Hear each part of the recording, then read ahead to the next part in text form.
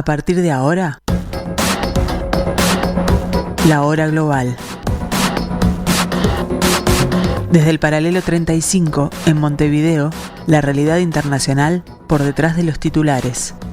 Conducción de Gustavo Calvo. Participan Leo Harari y Susana Mangana. La hora global. Una mirada al nuevo desorden mundial.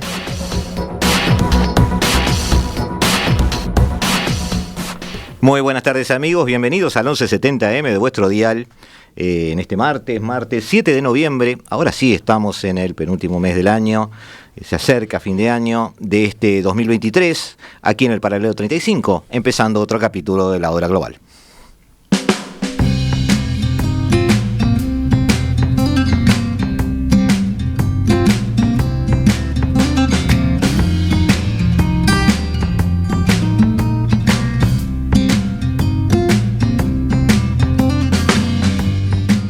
Y estamos hoy en un programa que catalogamos de especial porque vamos a analizar en profundidad un tema que obviamente no se va a agotar en este programa, pero queremos ver algunas aristas de las que no se han hablado sobre este tema que está en titulares, que es día a día hoy de las agencias de noticias internacionales, y nos gustaría, como siempre, tratar de tener otra visión sobre el tema.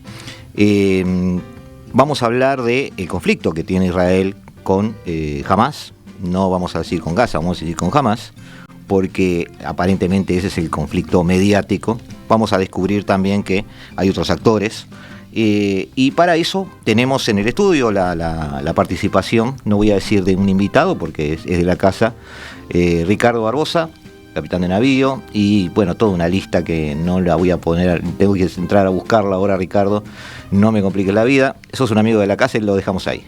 Buenas tardes, Gustavo, buenas tardes, audiencia, y bueno, continuar felicitándote por el programa, por los programas que has tenido, y porque, como lo dijiste en la introducción, tratás de presentar los temas desde otro punto de vista, de repente no tan mediáticos, y sí agregarle un poco de, más que de pienso, de entendimiento, aunque uno no comparta lo que entiende.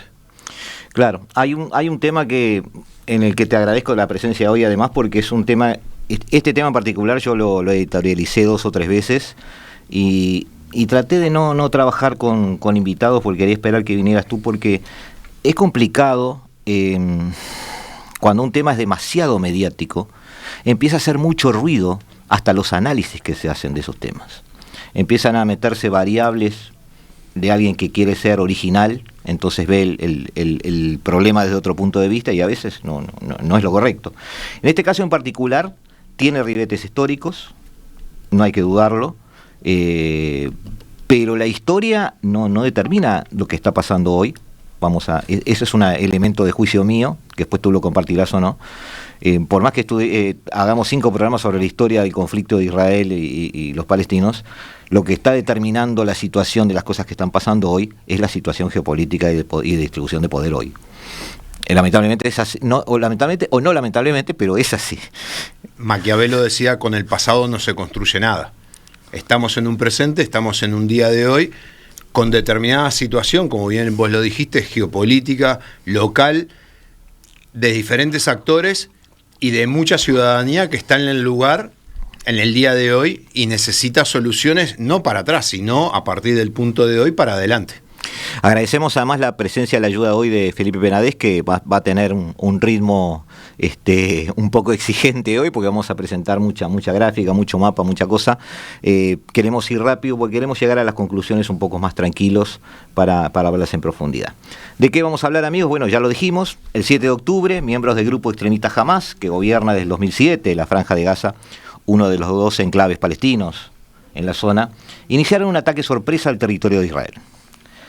Utilizaron explosivos para romper la valla fronteriza que rodea Gaza, atacaron las ciudades israelíes cercanas con motocicletas, vehículos y parapentes, atacaron 22 localidades, algunas a 24 kilómetros de la frontera, con más de 1.400 bajas israelíes, incluso una base militar fue invadida, se llevaron material bélico y más de 200 rehenes luego de la operación.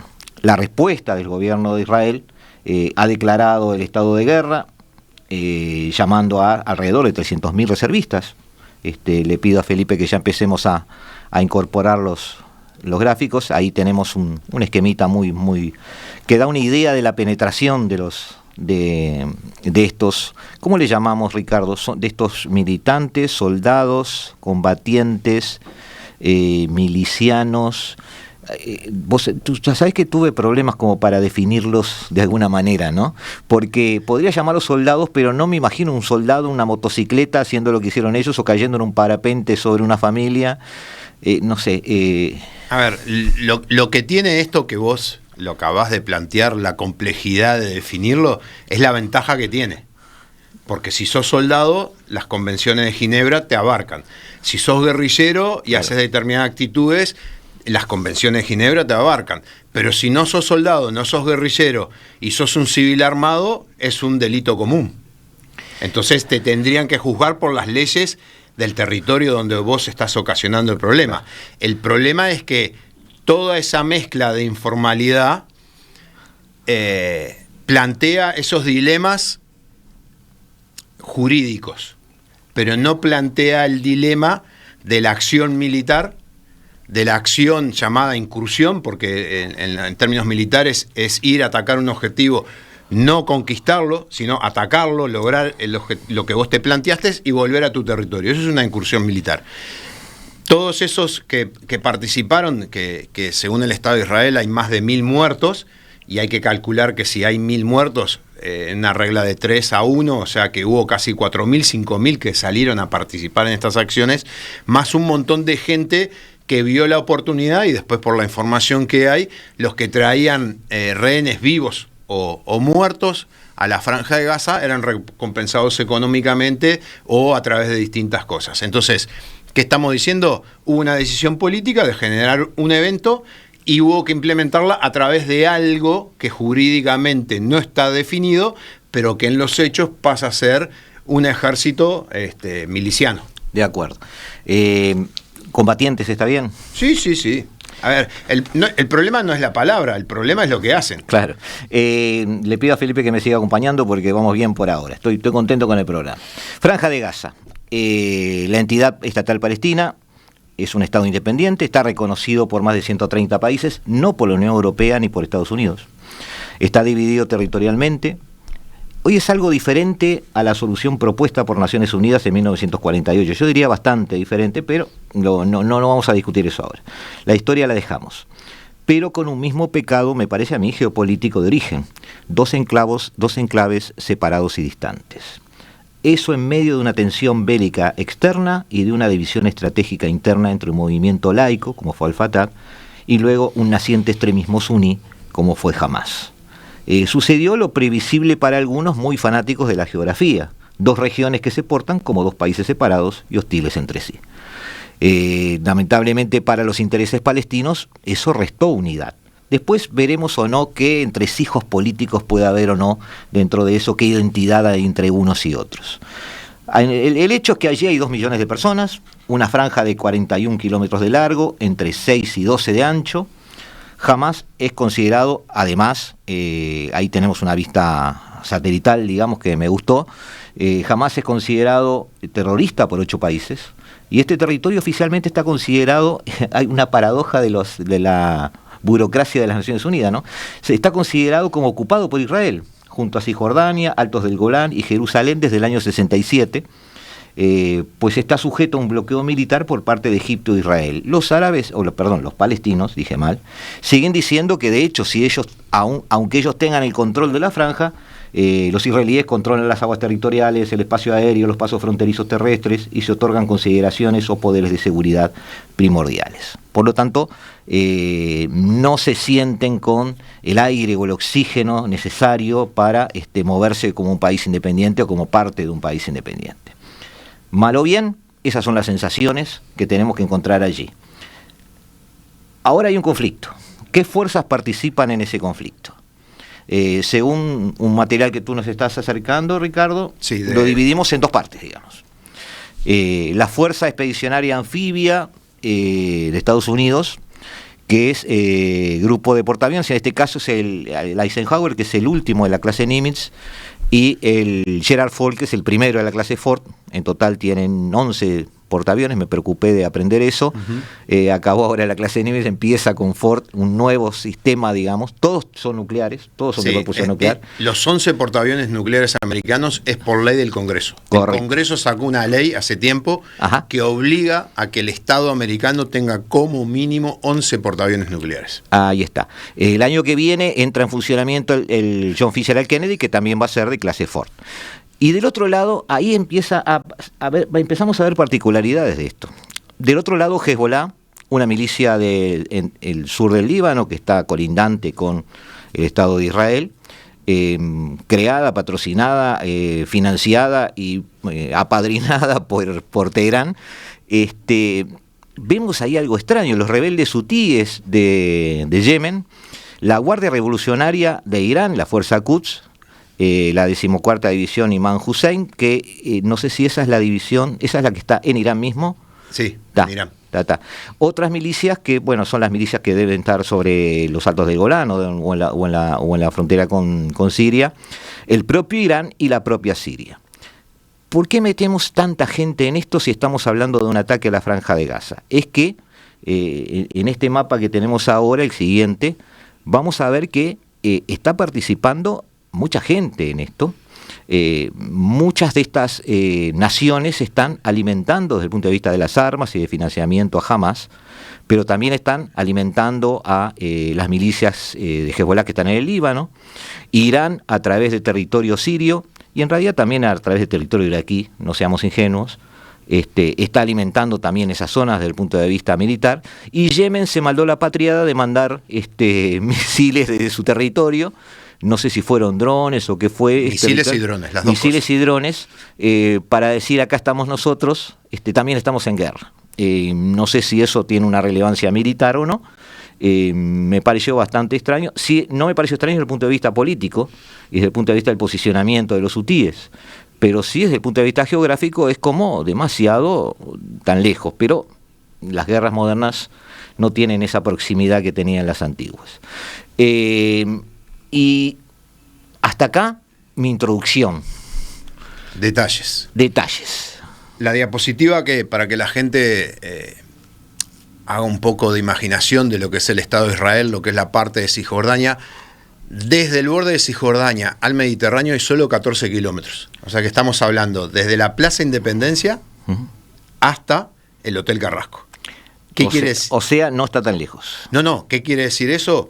Con una embestida militar podría cortar a Israel en dos partes.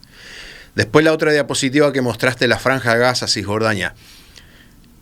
La Franja de Gaza, si bien ha sido ocupada por el Estado de Israel, lo mismo que Cisjordania, lo único que se anexaron fue los Altos del Golán. La ley internacional lo que dice es que no podés anexarte, pero sí podés ocupar, porque si vos ocupás, las medidas que tomás son provisorias. O sea, todo lo que pasa en Cisjordania y en Gaza no es para anexarte el territorio, que es la discusión que hay ahora con Franja de Gaza, si se anexan el territorio o no, o si van a un control perimetral de la zona después de haber eliminado. El poder sobre el territorio no es tuyo. Exactamente.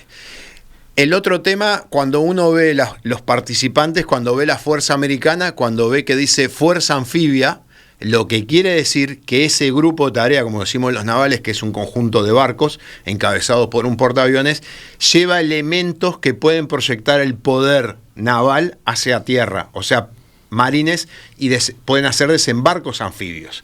La amenaza en este caso no es solo del control tecnológico del área en casi 800 kilómetros a la redonda, sino es que la posibilidad de donde Hezbollah participara fuera primero atacada y después conquistado desde el mar. Hay que ver qué capacidad de oposición tiene Hezbollah para hacer eso. Y lo que vos mostrabas del mapa, ese gran mapa internacional, y por qué Yemen con los hutíes participan, porque los teatros de operaciones normalmente se delimitan en las áreas de conflicto. Entonces, Ucrania y Rusia es un teatro de operaciones. Si este teatro de operaciones lo sacamos de Israel, lo pasamos a sumar al Líbano, a Siria, a Irak, a Irán y a Yemen hacia abajo, todo el teatro de operaciones o la zona de conflicto, sería ese círculo que estamos mencionando. Y estamos hablando de prácticamente de un círculo de casi 2.000 kilómetros de distancia. Ahí lo tenemos, sí. Donde perfecto. la pelea primogénita de todo esto, que es la lucha dentro del mundo islámico entre chiitas y sunitas, ahí empezaría a tener injerencia el líder chiita, que es Irán, y como escribía hoy para una columna, si Irán es el intermediario entre sus grupos, cuando vos vas a negociar, hablas con Irán. Y obviamente que Irán va a pedir algo para ellos, que en este caso es reducir las medidas del embargo para después ellos presionar a sus grupos para que no actúen. Claro, para los amigos que están viendo el mapa, vino bien este mapa porque de los ataques que puede recibir Israel, justamente nosotros estamos haciendo una especie de inventario de países que están bajo la sombrilla de Teherán. O sea, tenemos a Irán allí, a Irak, que ya es Irán, seamos sinceros, es Irán, Siria y Líbano, es decir, un corredor que me lleva del Golfo Pérsico al Mediterráneo, por países que son amigos en algunos casos, socios en otros y escuderos en otros del régimen iraní. Y Yemen, que también, a través de los hutíes, no solo de los hutíes, digamos, porque la otra facción que está peleando en Yemen responde a Arabia Saudita. Es justamente entonces útil decir o correcto decir, Ricardo, que bueno, que toda esa guerra contra Israel más que jamás es Irán y su club de amigos. Sí, es un líder religioso político que es Irán, que a lo largo del tiempo, ya desde hace más de 20 años, 25 años, viene generando sus grupos proxy, o sea, grupos que pelean la guerra por él, donde el objetivo de ese conflicto no es político ni territorial, es religioso. Religioso, sustentado en forma religiosa, para obtener réditos territoriales y políticos. En 2 minutos, amigos, volvemos y analizamos la operación muy rápido, en unos pocos minutos, para tener después un bloque largo al final, porque queremos ver un tema muy interesante que nos trajo Ricardo hoy, que no lo hemos visto en otros lados, no ha aparecido en ninguno de los análisis que hemos visto o leído, y me parece que es muy útil para que ustedes lo tengan. Vamos a ver la operación muy rápida, cómo se maneja, cuál es el criterio, vamos a ver algún mapa y alguna visualización satelital, y luego pasamos a esas consideraciones que tienen que ver también con el sentir de los pueblos, su forma de pensar y los apoyos o no que tengan este tipo de grupos o gobernantes de la población con la que están conviviendo. Ya venimos, amigos, en 2 minutos estamos aquí, no se vayan, que nosotros seguimos aquí en el 1170 AM de vuestro dial. Estás escuchando La Hora Global, una mirada al nuevo desorden mundial. Buenas tardes, amigos, seguimos este martes 7 de noviembre del año 2023, son las 15:25 aquí en el paralelo 35 y estamos intentando analizar no solo la operación israelí en la Franja de Gaza, sino los entretelones de la misma, los posibles involucramientos que podría haber desde el punto de vista regional, y vamos a terminar el programa teniendo en cuenta algunos aspectos de análisis más bien político de la situación. Estamos con Ricardo Barbosa. Ricardo, analizamos le pido a Felipe el primer mapa que teníamos previsto aquí.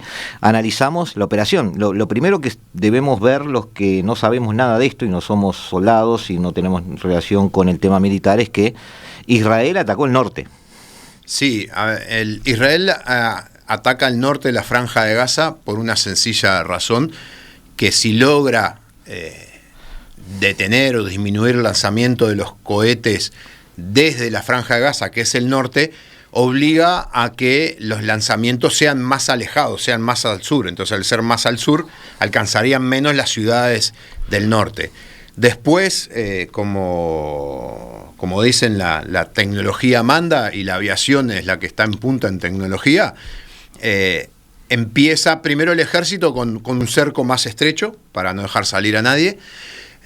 La parte que se planteó de que la gente se retire al sur a los efectos de no estar involucrados en el conflicto, y después aparece toda una parte de ataques aéreos a los efectos de ir limpiando zonas para habilitar la entrada del ejército, porque no hay que olvidarse que ya en el 2006 el ejército de Israel había cambiado su forma de funcionar, su doctrina, para las zonas urbanas usando esas famosas topadoras que se ven ahora en la televisión para abrir caminos por adentro de las casas, no por ir por la calle, por la exposición, porque el soldado o el tanque que va por el medio de la calle tiene una exposición en 3 dimensiones, en la aérea, que puede ser un ataque de dron o de lo que sea, en la superficie, que es el ataque desde las casas que van quedando, y bajo tierra, porque acá tenemos una red de túneles. Tenemos una red de túneles. En la próxima diapositiva podemos ver que ese avance es esa zona pintada, se recuesta un poco sobre la costa, ¿no?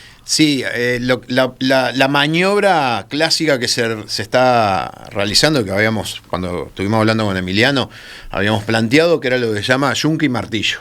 Se pone el yunque, que es una barrera que para a todos los que salgan, que traten de salir para el sur, y se empieza a presionar desde el norte. Ahí está. En este caso, como vos bien decís... Este es el extremo norte. El extremo norte. Y en la siguiente, entonces, tenemos en la siguiente imagen, tenemos el corte en la mitad del territorio de Gaza. Sí, que en un principio se hablaba mucho que se iba a hacer a la mitad de Gaza porque hay un lecho de río, pero se hizo más arriba, o sea que la zona a ocupar en un principio es Gaza City específicamente, y se agarra por la zona contra la costa, sería contra la playa, porque vos ahí, de los 360 grados de amenaza que vos podés tener, hay 180 grados que lo eliminás, que es lo que viene del mar, porque el mar vos lo tenés controlado. La otra avanzada es contra el muro, con esa misma lógica. Hay 180 grados que no te amenazan porque lo controlás vos. Claro, porque es parte del territorio israelí en este caso. En la próxima...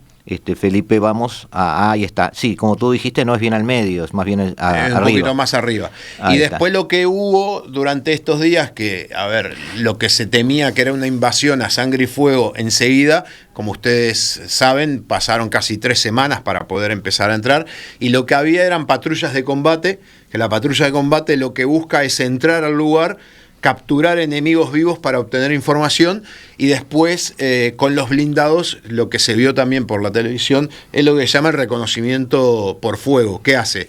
Uno se expone a los efectos de recibir fuego para identificar desde dónde están tirando, y después, o por artillería, o por los mismos tanques, o por aviación, eliminás esos objetivos. Felipe, si podemos volver a la misma, porque se me quedó un comentario, te pido disculpas. Algo, Ricardo, que yo siempre estoy pensando un poco en el oyente que no tiene por qué saber nada sobre el aspecto militar, bueno, yo me incluyo, obviamente. Estamos pensando siempre en una batalla en Oriente Medio, y estamos pensando siempre en desierto, en terrenos abiertos. Es muy importante la zona de costa que tiene ahí, ¿no? Que es bastante extensa, y desde allí también se está peleando esta batalla. Sí, pero la zona de costa siempre estuvo bajo control de la Marina israelí. Ajá. Y no había una marina de Hamas, no. Había elementos con botes Zodiac, pero aparte vos tenés que la Marina israelí debe estar ahora posicionada en esa zona a los efectos también de servir con sus cañones y sus misiles como plataformas de apoyo de fuego para los que están actuando. Y como tú dijiste, 2 portaaviones en el área. Los portaaviones en realidad están para disuadir ese problema regional. No van a intervenir en el problema local, porque si no daría pie a lo que había dicho Osama Bin Laden en un principio, allá por los años 2000, antes del 2000, que Estados Unidos venía a invadir territorios árabes y musulmanes. Claro, ese paso no. No, ese paso no se va a dar. Estados Unidos, los portaaviones, lo que básicamente le dijo es a Hezbollah: no intervengas porque te vuelvo a la edad de piedra. Y después hay un cerco tecnológico con los destructores en el Mar Rojo que impiden los ataques de los misiles de los hutíes y de los drones. En la próxima imagen vamos a ver cómo también se ha monitoreado y se ha planificado y se ha detectado además un montón de lugares que terminaron siendo objetivos, ¿no? Claro. A ver, nosotros trajimos imágenes de cosas militares. Esta imagen satelital es del New York Times, donde aparecen marcados los lugares que fueron completamente arrasados para hacer lo que llaman bases de fuego, o sea, lugares donde van a descansar las tropas, donde van a estar las tropas, y los distintos movimientos que realizan, y alrededor aparecen todos los blancos, que en esa zona, como bien lo dijiste, es muy plana, entonces cualquier edificio de más de 2-3 pisos de altura es un objetivo por la posición ventajosa que da. Claro. En la próxima vamos a ver algo que es lo que, bueno, es urticante, ¿no? quisiera hacer aquí una aclaración, es decir, tenemos la idea de que Israel empezó a bombardear, pero también no podemos obviar el detalle o la noticia de que hubo una especie de pretensión de que la población se mudara al sur. Es cierto que jamás intentó, y de hecho lo frenó durante unos días eso, pero también es un hecho que de 600, 700 mil personas que estaban allí, hoy hay 100.000 o menos, así que una migración existió.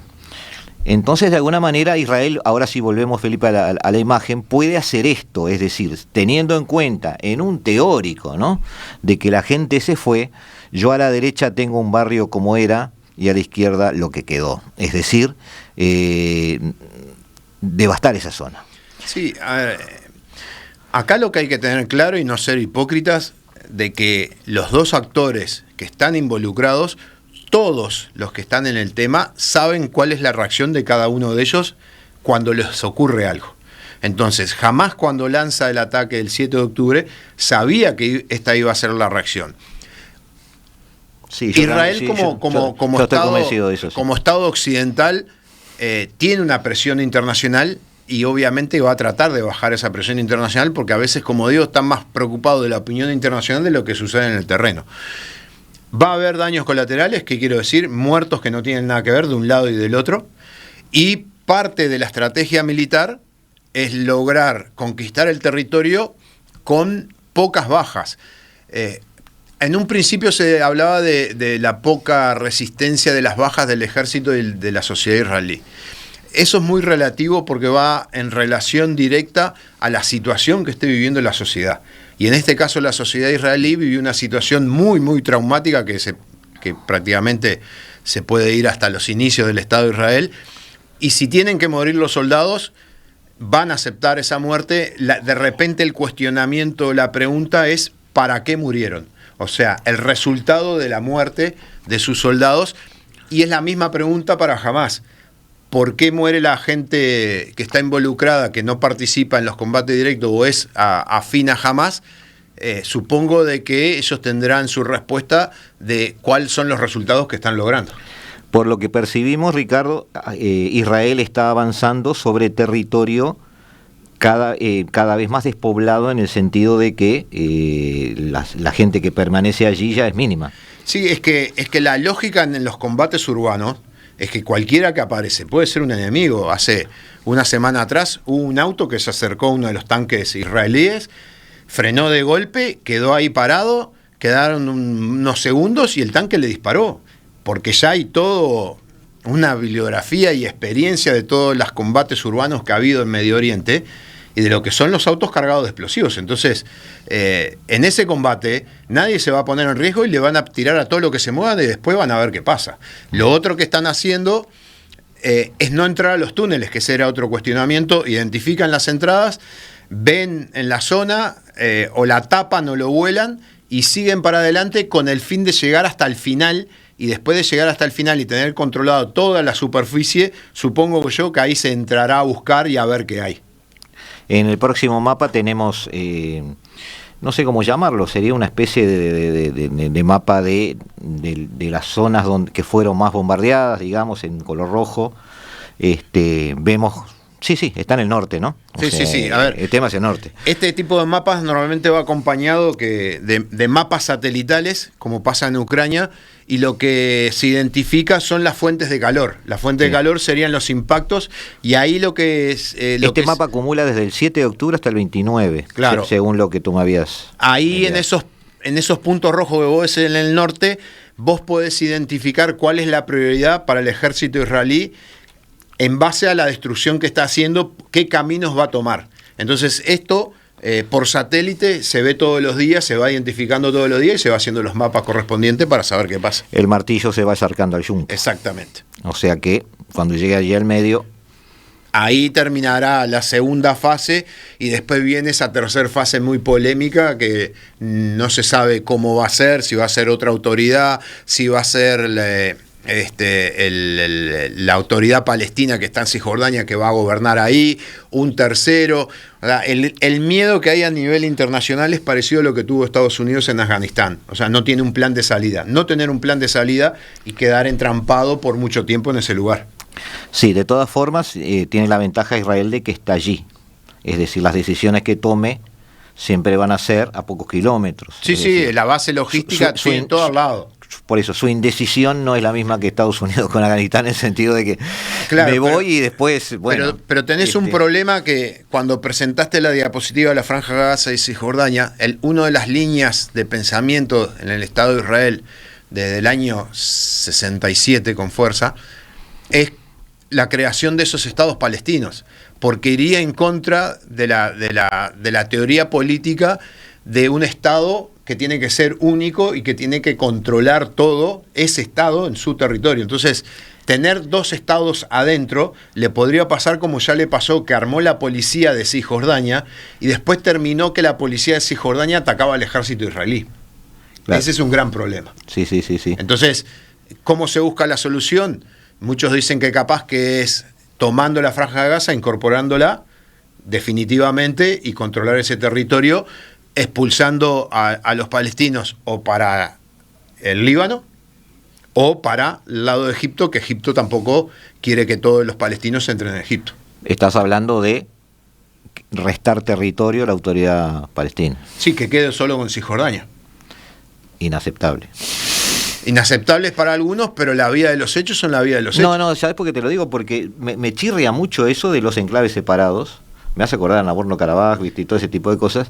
Entonces yo siempre pensé, ¿no es mejor tener una Cisjordania un poco más grande, digamos? Y que bueno, que así estuviera fíjate que el Estado independiente de Palestina, por llamarlo de alguna manera. En enero del 2020, el actual primer ministro de Israel firma con Trump lo que llamaron los acuerdos del siglo. Sí. Una cosa media disparatada que va en contra. Le pido a Felipe la siguiente, que es justamente esa. Ahí va.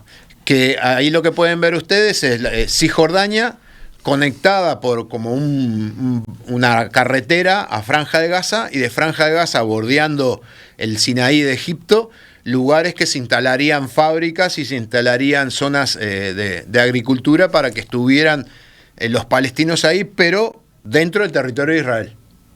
Esto implicaba un desembolso millonario, lo había desarrollado el yerno de Trump. Claro, pero ya el desembolso millonario viene desde la época de Camp David. Claro, si uno mira la cantidad de plata sin duda, que fue de Europa a Estados Unidos de esa época para acá. Porque de esa manera es que existió Hamas, o sea, justamente. Y pudo hacer toda esa edificación. Si uno mira 30 años atrás la Franja de Gaza, era un desierto pelado. De acuerdo. Amigos, nos vamos nuevamente a otro corte, 2 minutos, y estamos acá para el bloque final de la hora global, donde vamos a así explayarnos sobre un tema que nos tiene interesados y queremos transmitírselos a ustedes. Ya volvemos.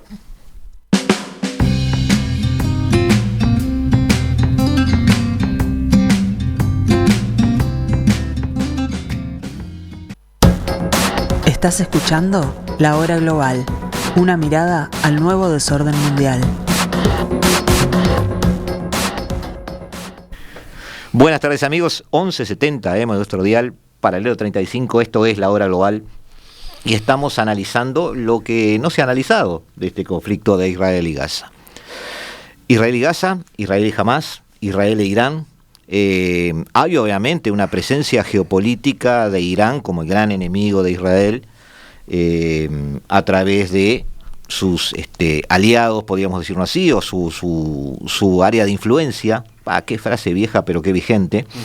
Líbano, Siria, Irak, Yemen, que es la contraparte en el mundo islámico de Arabia Saudita, Emiratos Árabes y lo que podríamos llamar países del Golfo, ¿tá? Y algunos países del norte de África.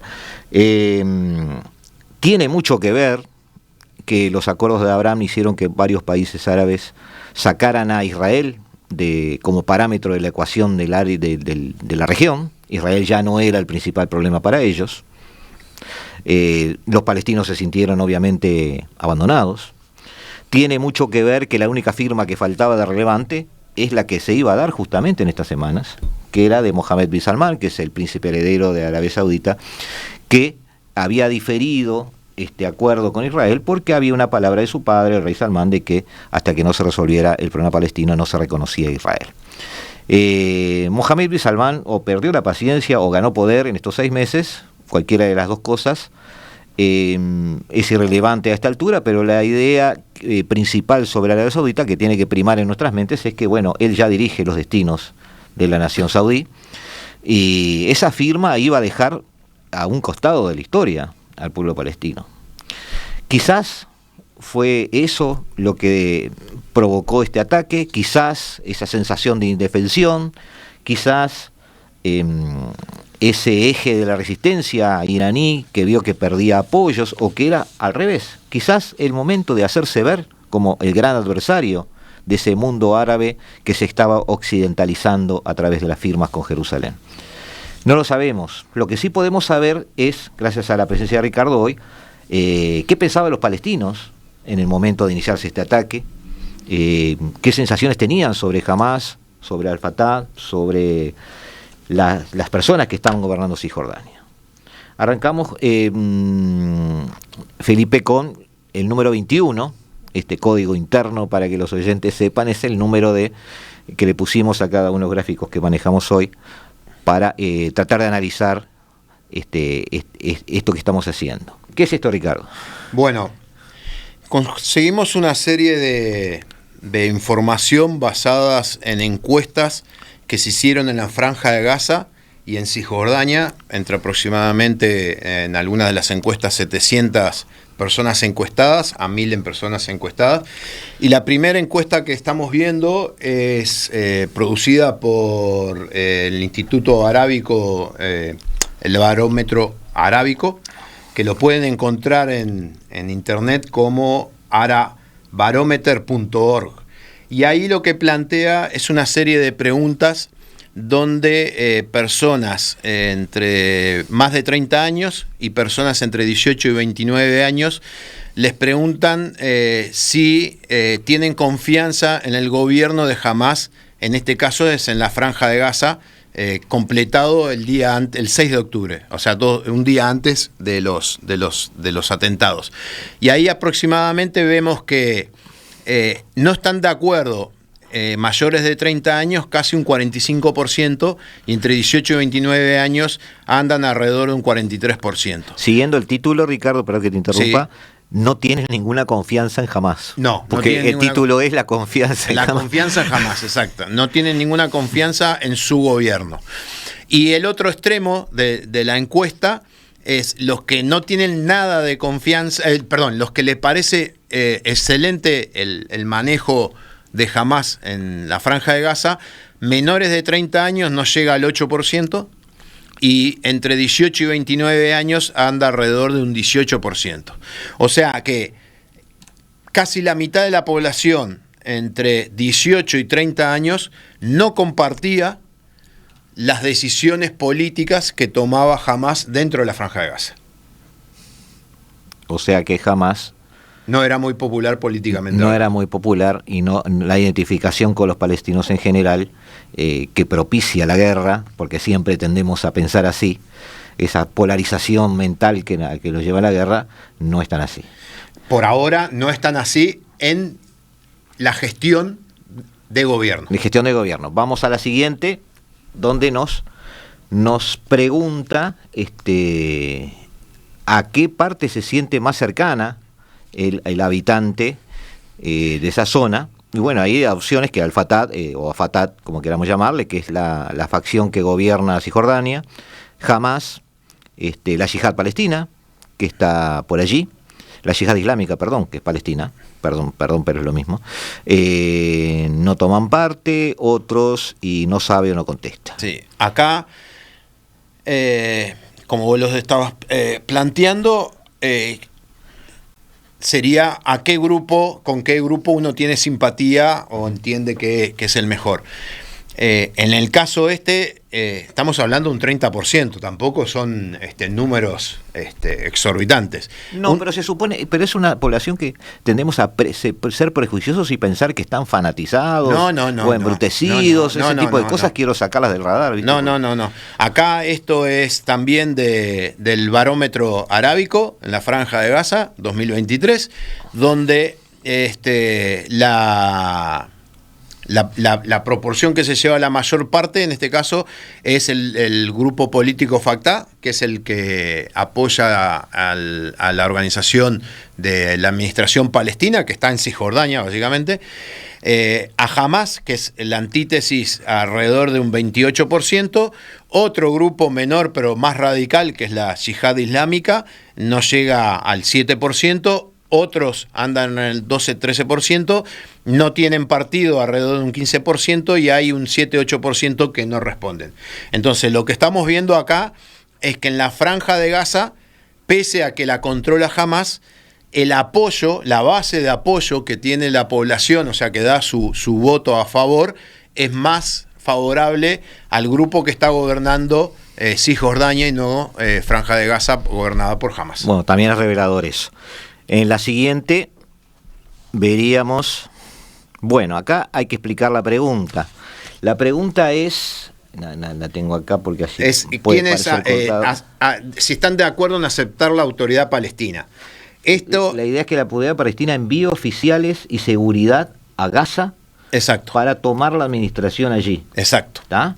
Exacto. Esta encuesta es hecha por el Instituto Washington, que pueden encontrar la página web en washingtoninstitute.org, y aparece una serie de columnas por año que va del 2014 al 2023, claro, dividida en... Los tonos de azul es la gente que está de acuerdo con eso. Exacto. Dividida en 5 colores, donde tienen los que apoyan mucho en el azul oscuro, están de acuerdo el celeste, están en desacuerdo el rosado, están muy en desacuerdo los rojos y el color mostaza, que no opina. Y podríamos hacer un paralelo entre los dos extremos, 2014, la primera medición, y 2023. En el 2014, alrededor de el 28% estaba de acuerdo en que oficiales de Cisjordania fueran a Gaza a controlar. 33% estaban de acuerdo, o sea que estábamos en un 50%, solo un 15% estaba en desacuerdo, un 18% estaba muy en desacuerdo, o sea que estamos hablando de un 33% y un 6% no respondía.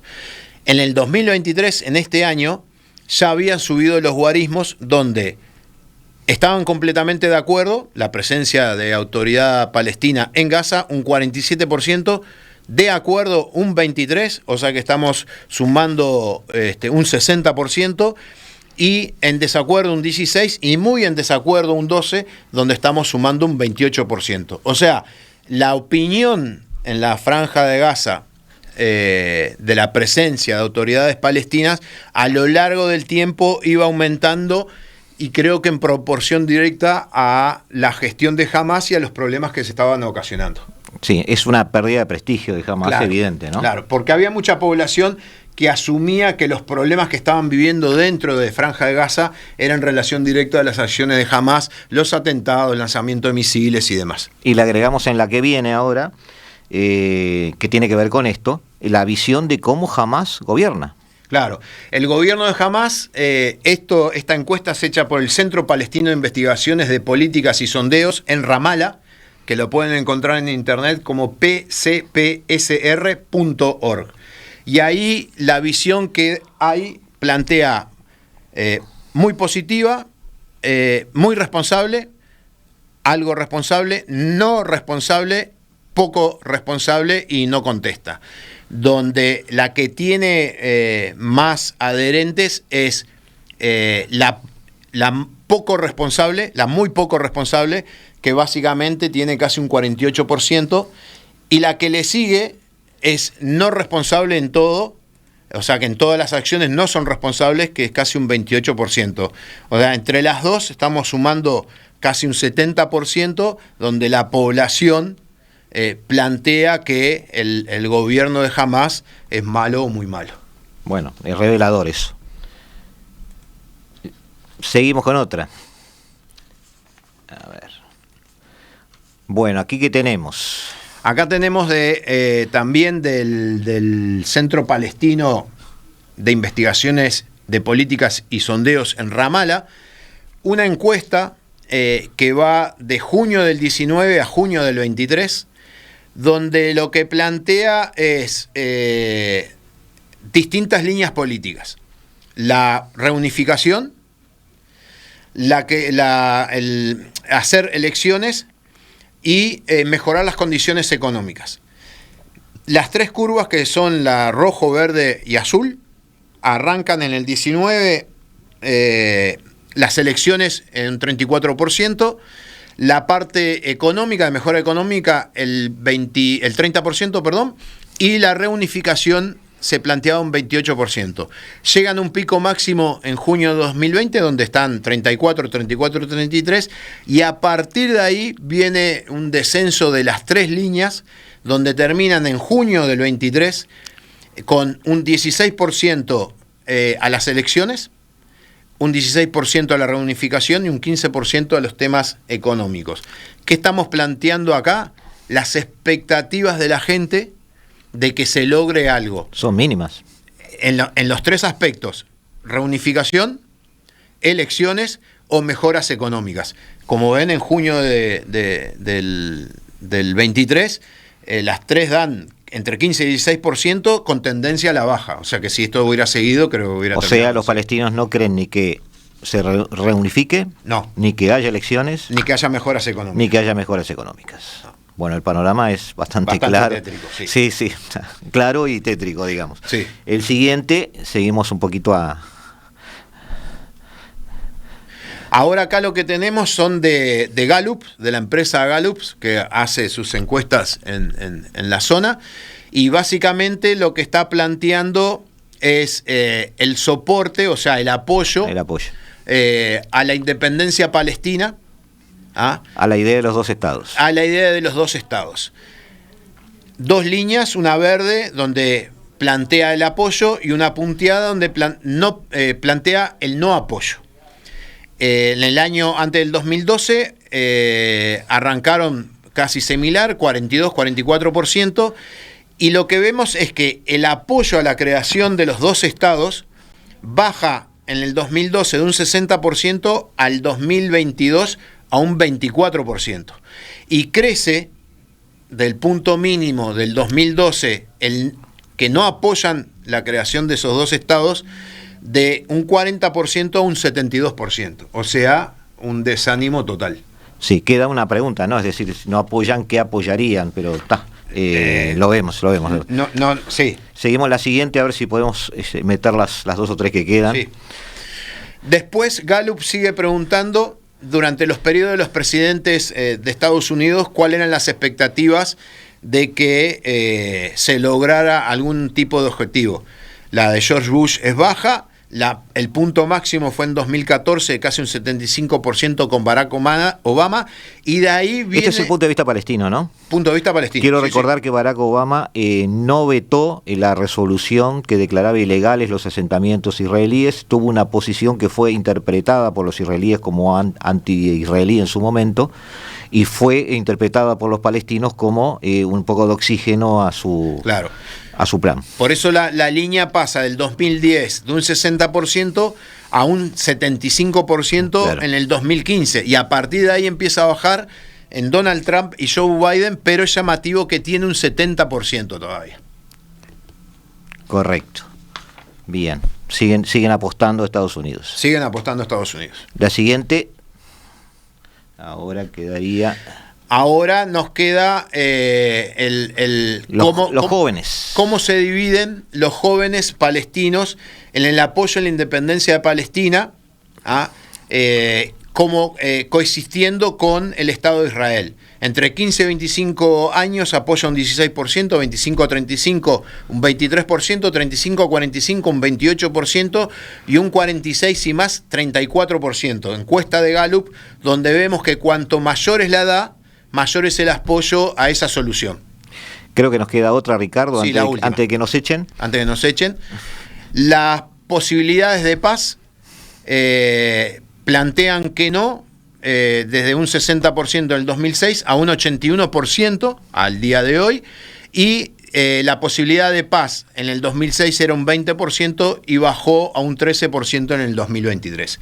Esto es un conjunto de opiniones dentro de los palestinos, Franja de Gaza y Cisjordania, que puede aclarar un poco el panorama de lo que sucedió, todo esto previo al 7 de octubre. No, a mí en lo personal te aclaro que me aclara mucho, porque mi gran pregunta en todo esto siempre era Hamás y los palestinos no son lo mismo. Bueno, ¿en qué medida no son lo mismo? Y acá tenemos datos que son objetivos, acá que permiten hablando, tratar de entender el problema, claro, y no es opinión personal. No, estamos hablando de una población que se veía indefensa, abandonada, no confiaba en sus gobernantes, prefería a otros, no creía en los procesos de paz, no era optimista en los procesos económicos, no era optimista en la creación de un Estado palestino. Y esto coincide con que los objetivos de Hamás y algunos grupos más es la destrucción del Estado de Israel y no la independencia de los palestinos o la creación de un Estado palestino.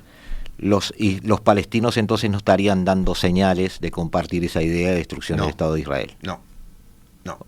Por lo que dice acá, no. Brillante, Ricardo, como siempre. No, por favor, muchísimas gracias por haber esclarecido algo. Perdón que aceleré un poquito, pero lo que pasa es que estamos todos inquietos porque se hace tarde y viene la mejor música del mundo de la mano de Eduardo Rivero y sabés que no hay que disfrutar la música. Sí, porque además no envejecemos en esas 2 horas. Por supuesto. Así que eso está muy bueno a nuestra edad, mantenerse joven, siempre joven. Muchas gracias por la invitación y buena tarde para todos. Ricardo, estaremos en contacto, nuevamente veremos algún otro tema que tenga que ver con el interés internacional y de nuestra parte, amigos, como cada martes y cada jueves, los invitamos a seguir desde el Paralelo 35 interesándose en nuestra visión de los problemas que afectan a este nuevo desorden mundial. Hasta siempre, que viva la radio.